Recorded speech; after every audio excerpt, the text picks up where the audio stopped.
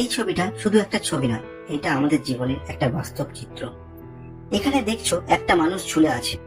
এই মানুষটা আসলে আমরা সবাই। জীবনে এমন একটা সময় আসে যখন মনে হয় সামনে এগোতে পারছি না, পিছিয়ে গেলেও বিপদ, মাঝখানে ঝুলে আছি। ঠিক যেন এই লোকটা কুয়োর উপর ঝুলে আছে। নিচে যে সাপগুলো আছে ওইগুলো শুধু সাপ না, ওগুলো হলো মৃত্যু, বড় বিপদ, হঠাৎ নেমে আসা কষ্ট, জীবনে ভয়ঙ্কর পরিস্থিতি।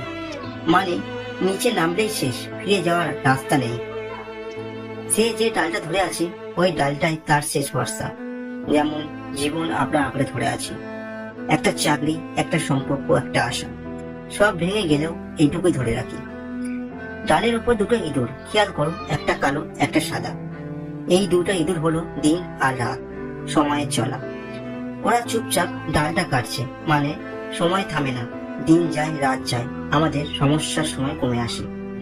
উপরে ঝুলতে থাকা মধু, এই মধু হলো জীবনের ছোট ছোট সুখ, সাময়িক আনন্দ, লোভ, যেগুলোর দিকে তাকিয়ে আমরা অনেক সময় আসল বিপদ ভুলে যাই।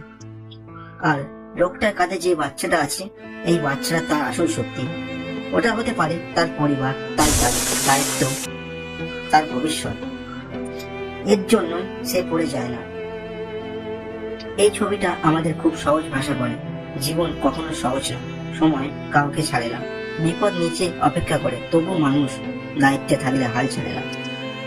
আমরা সবাই জীবনে কোনো না কোনো সময় এই লোকটার মতো ঝুলে থাকি, কিন্তু যে পড়ে না সে পড়ে না কারোর জন্য।